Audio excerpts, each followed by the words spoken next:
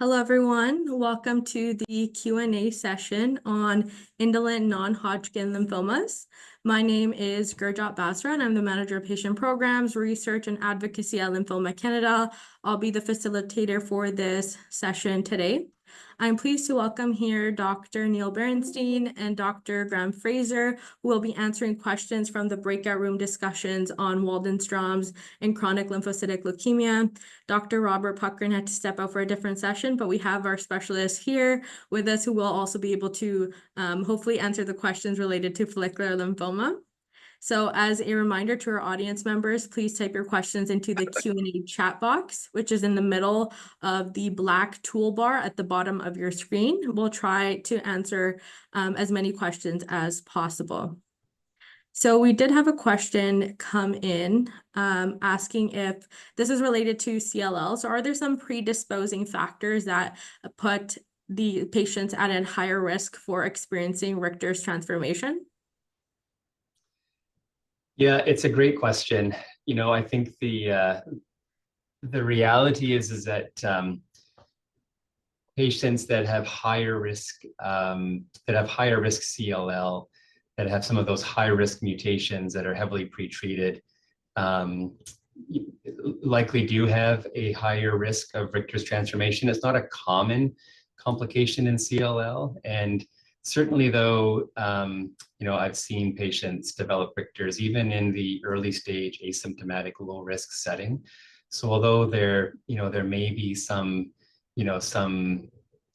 features that might increase the risk, it is still hard to predict and really does need to be carefully monitored and assessed for all patients, regardless of their stage of disease and trajectory. And so it's always something that's in the front of our minds when we're assessing people in the clinic. Okay.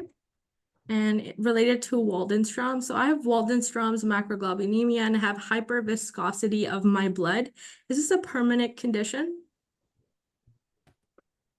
Well, I guess I'll try to answer that, and I hope not. Hyperviscosity is a condition or a syndrome that occurs when your Waldenstrom's is getting out of control, and when it's usually progressing, and when it needs treatment.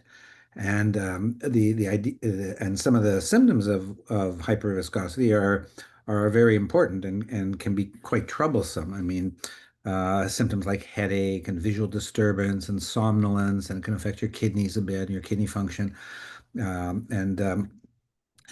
It's something that we want to minimize as much as possible. So treatments are designed to reverse hyperviscosity. If we feel that you have hyperviscosity syndrome, which is some of those things I just mentioned, then you really need urgent treatment, which is often plasmapheresis or PLEX, where the IgM is filtered out of the serum, and that can happen very quickly. And then one would start on some form of treatment for their Waldenstrom's, chemoimmunotherapy or BTK inhibitor or whatever the appropriate therapy is, depending upon the stage, to, again, reduce the amount, the bulk, the volume of Waldenstrom's in the body to get the IgM to a level where you're not bordering on hyperviscosity. So it's something that we try to avoid, and if it does occur, we try to reverse it as quickly as possible in general. Okay. And the next question, I believe, is related to follicular lymphoma. So on which criteria is it decided not to offer maintenance rituximab for the 2 years after the first-line treatment with bendamustine and rituximab? So this one, anyone can take this question. On which criteria to not offer maintenance rituximab? It's hard not knowing what was presented in the follicular session, but rituximab maintenance is still, regarded as a standard treatment option for patients either in the frontline setting or relapse refractory setting after bendamustine and rituximab. I think it's important to recognize that in the frontline setting, it's not necessarily associated with an improvement in overall survival. There are toxicities related to it. So I think, there's certainly scenarios where perhaps older, frailer patients, those that might be having particular challenges with immunocompromise and significant infections, it may be reasonable not to proceed with maintenance rituximab therapy in those settings. But it is still, a treatment option that I discuss with patients in either the frontline or certainly in the relapsed and refractory setting. Thank you, Dr. Fraser. And this question is the next one's for Dr. Bernstein. So given the success of the BROM trial, is the combination of BR and BTKI a possible second-line treatment after BR initial treatment? Well, anything's possible, but I mean, the trial was conducted as a first-line treatment. It was conducted in patients who'd not received any previous treatment. And the results are as good or better than probably most treatments that are available. Now, with that said and done, there hasn't been a randomized trial. That's one of the, I guess, the weaknesses of the BROM trial is it's a single-arm phase 2 trial with actually an early endpoint, the endpoint being response and complete response and very good partial responses. Now, in many situations, these endpoints correlate with the duration of response, but even right now, we don't have long enough follow-up on our patients to know for certain that the duration of response is longer than standard treatments. But the problem is that if you're talking about a second-line treatment, you always have to be aware of what treatments the patient has had previously and how well those treatments worked.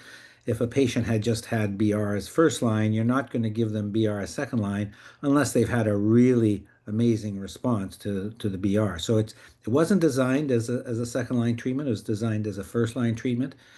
And the same applies with the acalabrutinib. The acalabrutinib, if a patient has had previously acalabrutinib and they don't have a great response to the acalabrutinib, or they have a short response, or they've progressed very recently, it's not something you wouldn't necessarily want to give them acalabrutinib again, even though it will be given with the BR. So the bottom line is we've sort of studied this as a first-line treatment, and we hope that with longer follow-up and with some of the more standard long-term endpoints, that we may show that this is a good first-line option.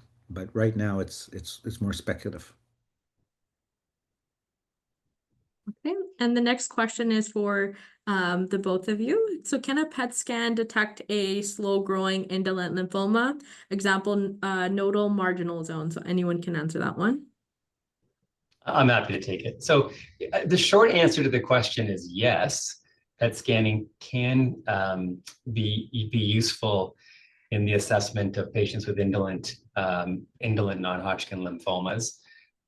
It's interesting that the example cited was nodal marginal zone. That's probably the one subtype where there can be a bit of variability in PET avidity, although it still may be useful. But we would quite commonly use PET CT scanning, for example, in evaluating the potential for a very early stage indolent disease and whether some patients might be candidates for local radiotherapy versus watchful waiting or active surveillance if they have more advanced disease. In general terms, I would say, at least in our center, PET CT scanning is used less commonly in evaluating indolent diseases. Again, we try to reserve it for scenarios where there may be an important change in management. And I think another, sort of possible use of PET scanning with indolent lymphomas is, and we sometimes also use it in this way in CLL, is if there's a concern about transformation to a more aggressive disease. And sometimes a PET scan can be useful in potentially identifying higher risk areas and maybe pointing out an optimal site to biopsy if there was a need to try and determine if a patient may be experiencing transformation, because that might look particularly brighter, more avid on a PET scan, although that's not a hard and fast rule. So Yes, PET scans are at times utilized for evaluating low-grade lymphomas, but I think it's important to make sure that the question being asked is important. It's not necessarily a standard baseline investigation for all patients. Okay, and the next question is also for CLL, so Dr. Fraser. It's more situational. The patient said they have they've been in remission for 12 years. They had FCR chemo, but developed an allergy to rituximab, full organ failure, and now have 17 deletion, trisomy 12. What treatment options does this patient have? They're seeing their oncologist in the next month and just want some information. Yeah, I mean, I think, the first question is always, is there a reason to initiate therapy? So again, not knowing how this person is feeling or what their symptoms or lab parameters might be, I think it's still important to be sure that there is an indication for treatment, that this is not, kind of early or asymptomatic relapse. But if there is an indication for treatment based upon those standard potential reasons to initiate therapy that was discussed in the session, then, I think in this setting, chemo immunotherapy would not be appropriate. There wouldn't be a role for repeating the FCR chemotherapy despite the very long remission rate. With the acquisition of a 17p deletion, the concern would be that would be an ineffective therapy. And so the approach would likely be either a BTK inhibitor or a venetoclax-based approach. I think that in very general terms, it's important to understand the goals of treatment. The choice of treatment is going to be potentially a bit patient-specific, depending upon their other comorbidities and whether there's potential concerns over specific side effects with a BTK inhibitor over venetoclax. But if in general terms, if there aren't any limiting comorbidities or concerns about toxicity, we're just talking about these two treatment approaches, with the very high risk 17p deletion, probably there's a slight, lean toward a BTK inhibitor. Indefinite BTK inhibitor therapy is likely to be associated with the longest remissions. Venetoclax is an active agent in this setting. I think where maybe the question is coming from is venetoclax is often combined with rituximab or obinutuzumab. In the relapse setting, it's usually rituximab, and given the side effects experienced, can understand the trepidation about that. So venetoclax could be considered as a single agent. In fact, there isn't even really randomized data to clearly understand the additional benefit of the rituximab to the venetoclax. For example, the 2 years of venetoclax in relapse disease. So if there was really a concern about the BTK inhibitor, venetoclax-based therapy could still potentially be considered. But oftentimes, indefinite BTK inhibition is considered in this setting of relapse disease with a 17p deletion. Okay, thank you. And there's a few questions for Dr. Branstein. So in the session, I believe you mentioned that a deep response appears to be a useful predictor of future outcome. So how is a deep response measured and defined? Yeah, so there are criteria for documenting what we call a complete response. There are criteria for what we call a very good partial response, and then there are criteria for a partial response. And they're actually, and if you add all of those up together, complete response, very good partial response, and a partial response, you have what's called a major response.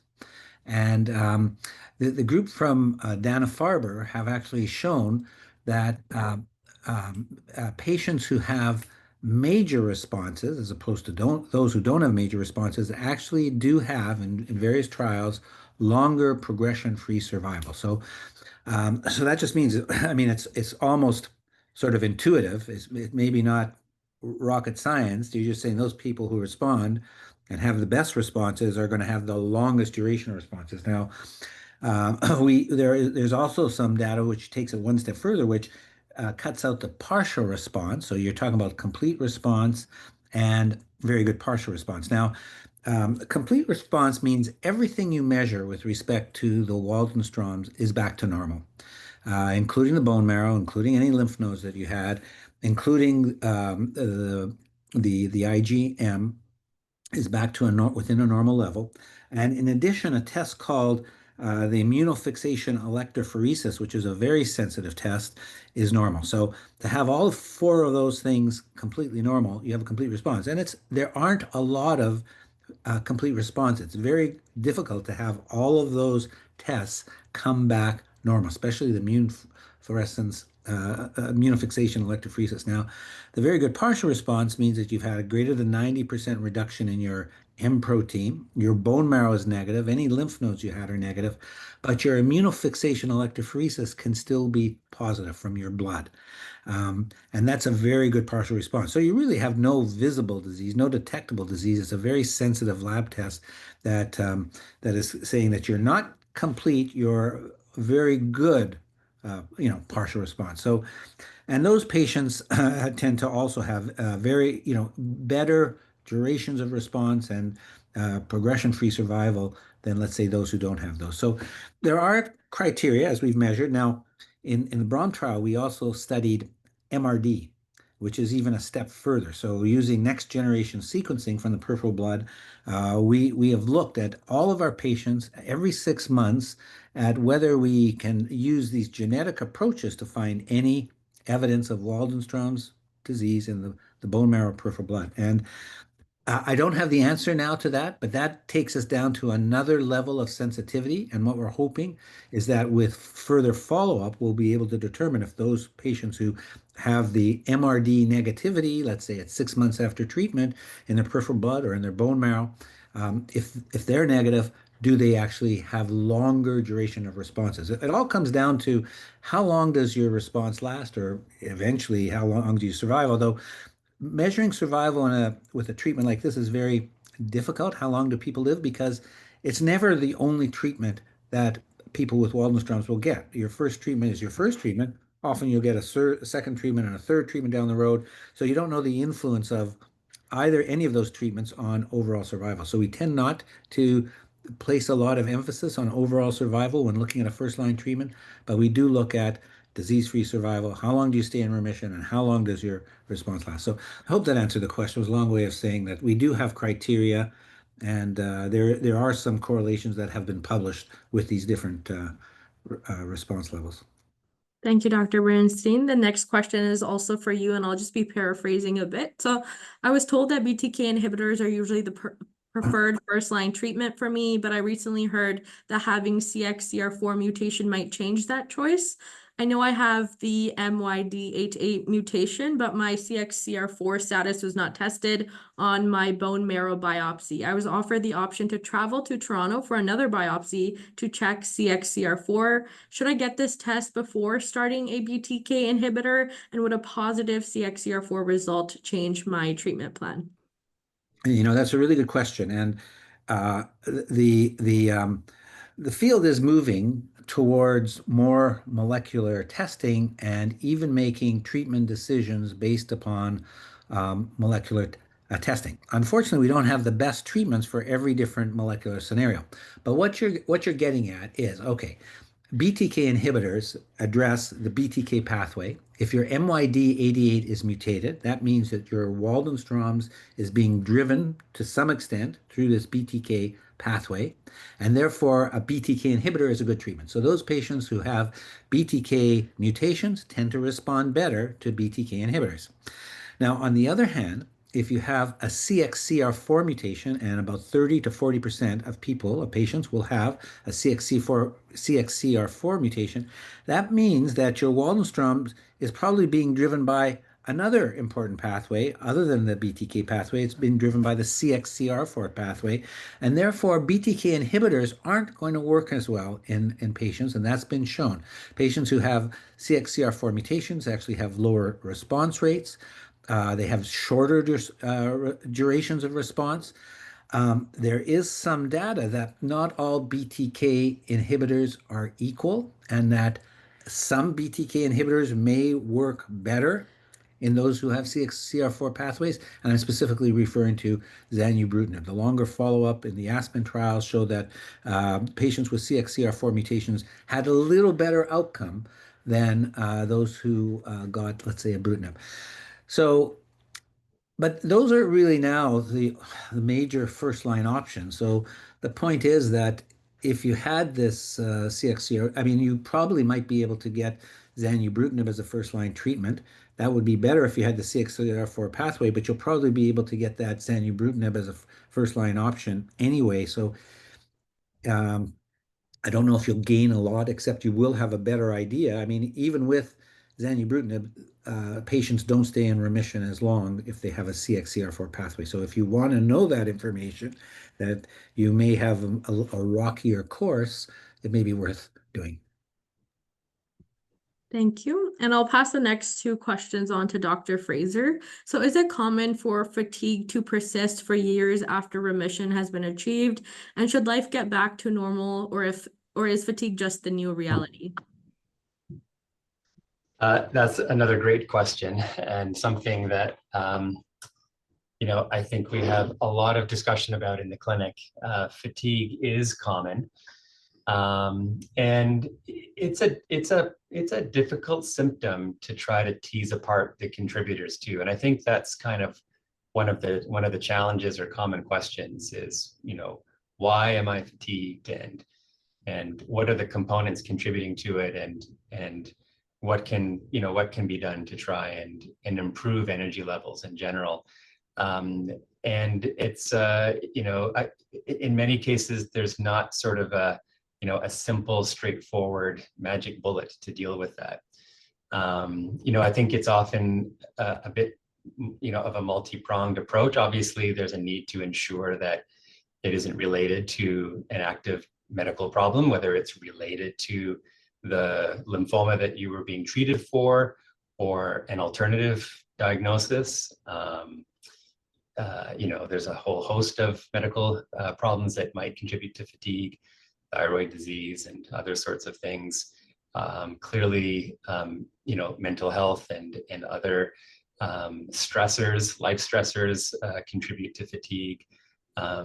There's a whole host of probably difficult to incorporate, but important to incorporate, kind of lifestyle modifications in terms of stress and exercise being particularly important, and trying to optimize these sorts of factors. And I'm sure the person asking the question has tried all of these things. Many people have thought very carefully about and tried to make these adjustments. Sometimes it's often a bit of a vicious cycle. Fatigue, which makes it difficult to try to optimize these sorts of things, can be challenging. I'm not sure that it should be accepted necessarily as a new reality. I mean, I think it is important to be purposeful in trying to tackle the symptom. As I said, I think exercise in particular can be particularly important.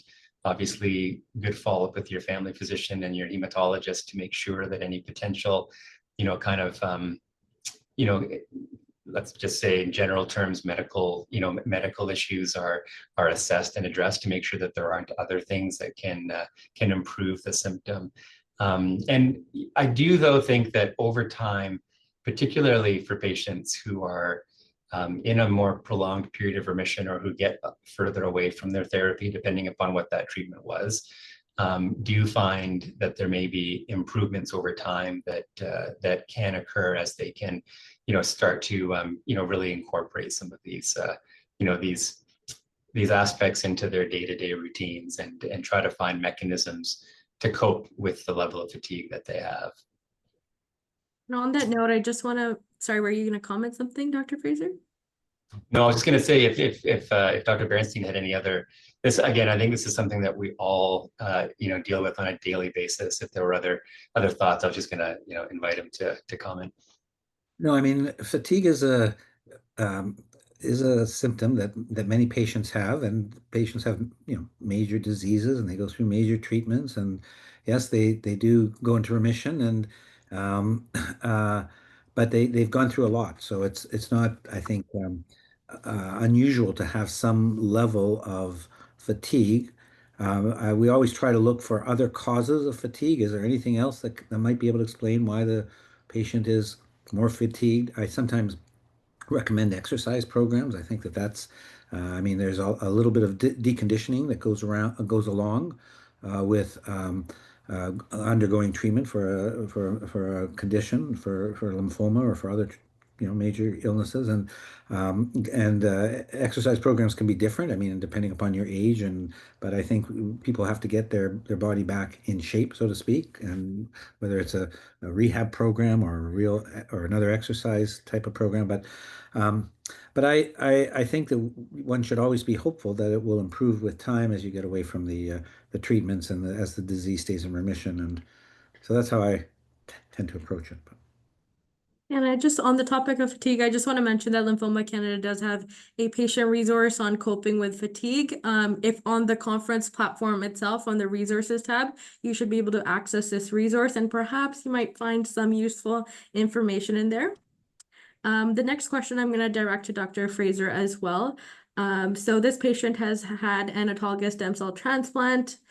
I have previously received R-CHOP and BR. I'm quite cautious around public places. Immunizations have not resumed yet. Is there any blood test to assess my degree of immunocompromised status?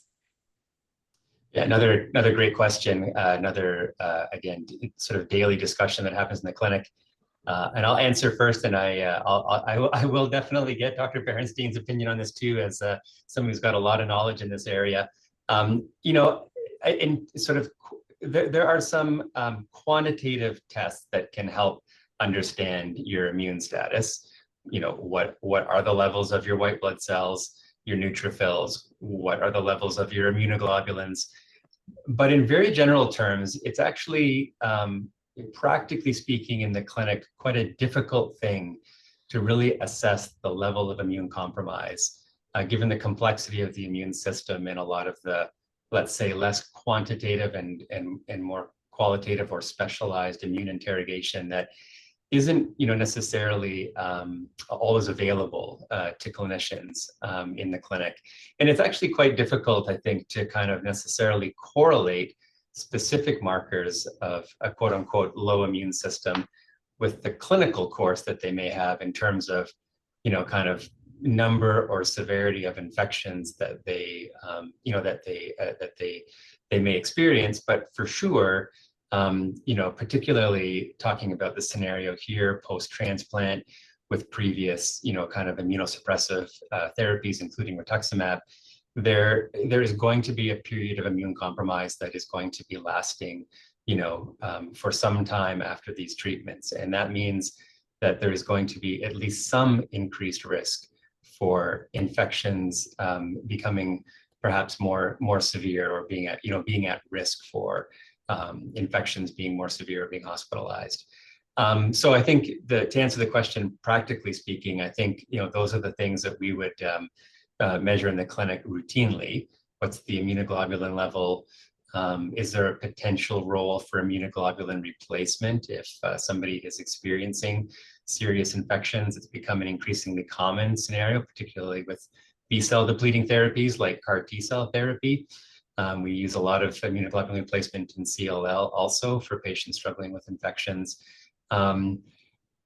But it can be a challenge to kind of really accurately assess that residual immune function, degree of immune compromise, or immune recovery over time, in a way that's practically useful in terms of being able to adjust behaviors or adjust, sort of risk in the environments.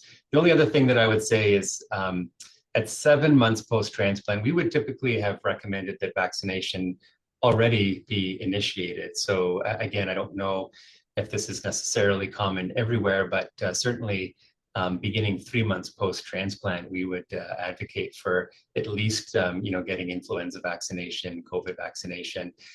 It's probably actually still okay at this point in time also to consider pneumococcus, RSV, and shingles vaccinations within that first year post-transplant. So I think the issue about live virus, kind of revaccination does need to wait until longer afterwards. But there's a lot of, again, taking into account that sometimes the response to vaccinations may be more limited in this setting, we would still recommend beginning the revaccination schedule by now, I think.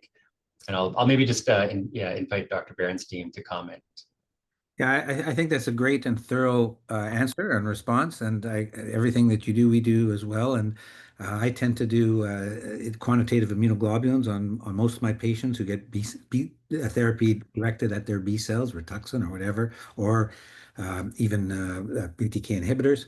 And if that will give us a little indicator of what their immune status is. The only other thing that I would add is that, I mean, it is possible to assess titers to certain pathogens and certain bacteria, certain viruses, to see exactly how, what level of immunity you have or how well you've responded.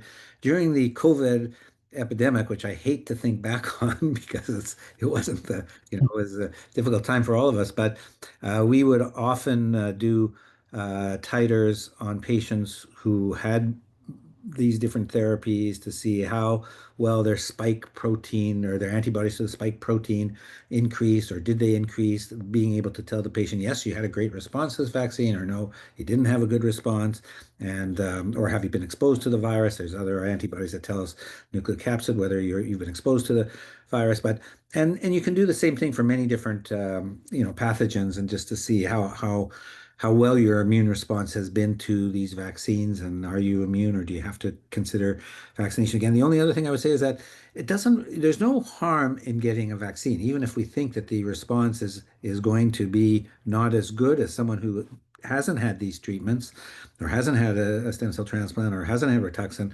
It's not going to have any detrimental harm to you. You just may not get a good response. You may have a little you may have a level of confidence that it isn't appropriate if you get the vaccine, if you think you've had a good response when you haven't. But other than that, I think it's when in doubt, it's better to vaccinate.